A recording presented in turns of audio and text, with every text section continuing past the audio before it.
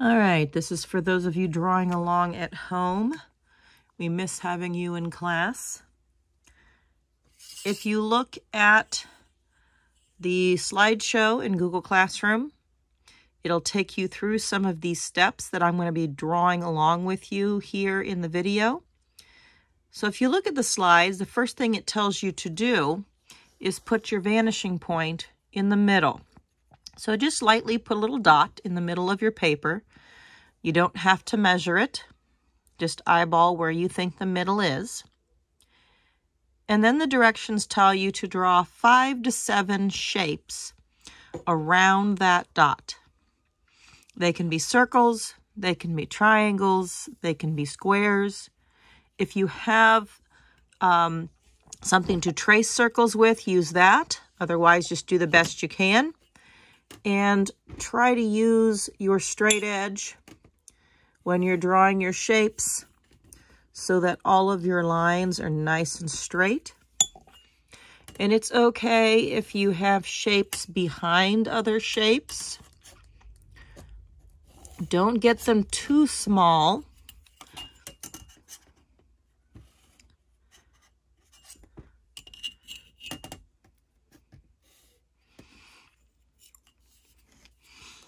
I'm going to draw a couple more shapes here real quick.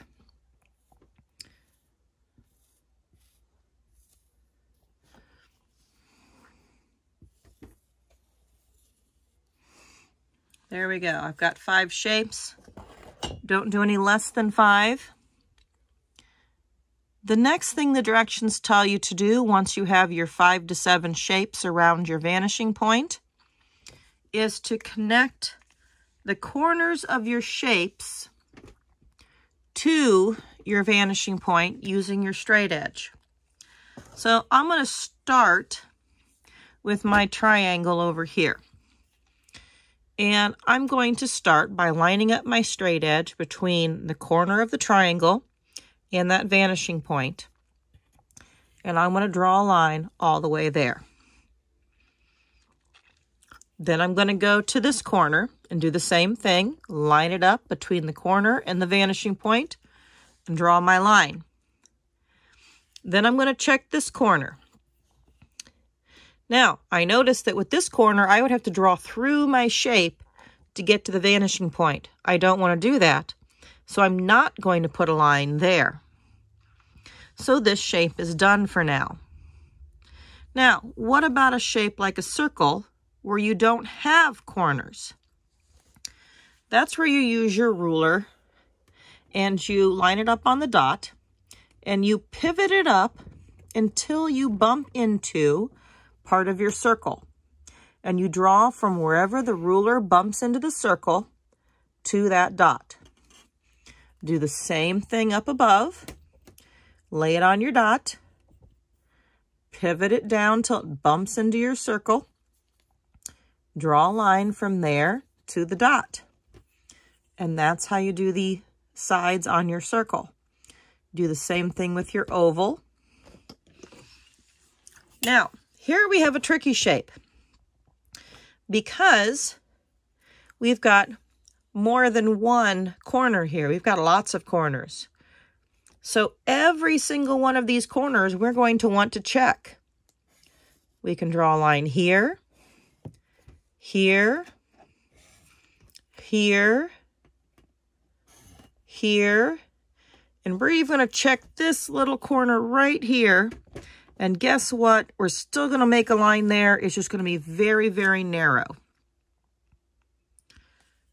Now, what about this shape? It's behind this one.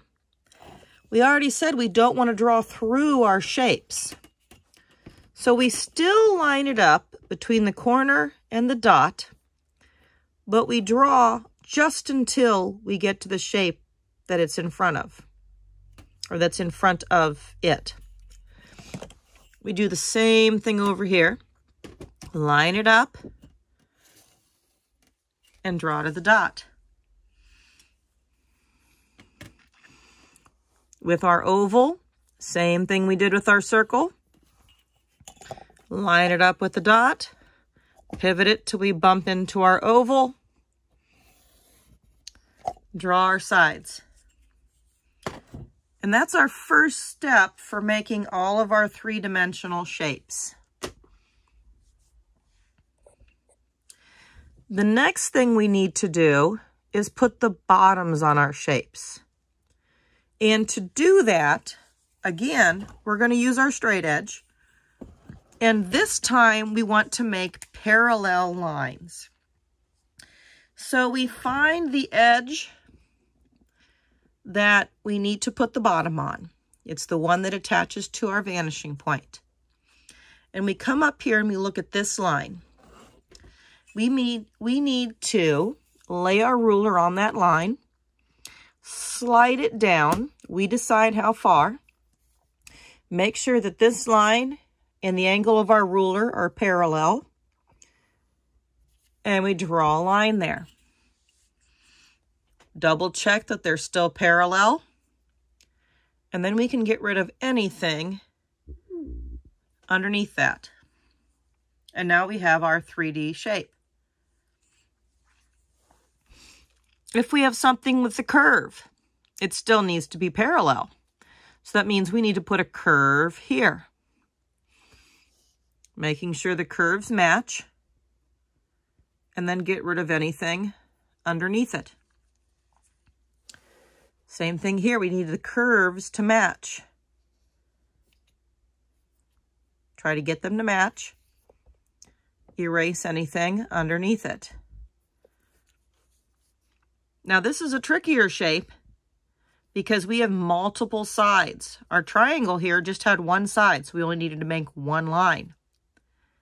But when we have multiple sides, that means we need to change the direction we put our ruler each time we slide it. So I'm going to start here, slide it down, make a line. This goes a different direction. Put the ruler there, slide it down till they match, make a line. This goes a different direction. Turn my ruler, slide it down, make a line. One more time, turn my ruler, slide it down, make a line. And my line here should echo this line here. And then I get rid of anything underneath it that I no longer need. We have one shape left, and that's this guy that's behind this V shape. We still go about this the same way. We lay our ruler on, we slide it down, we make a line. And then we erase the stuff underneath it that we no longer want. Once all of our shapes are done, then we can erase that vanishing point, and we have our 3D shapes ready for our next step. Our final step for today is to add 2 circles to each of our shapes. We don't want them to be too small. We're going to use these to weave something in and out of our shapes. We're going to be adding that thing later on, not today. You decide where to put those 2 circles. Don't get them too close to your edges. Leave a little space around them. You're just adding 2 circles to each of your shapes. You decide where to put them. And when you're done with that, finish the directions for the day in Google Classroom. And I'll see you guys next week. Bye.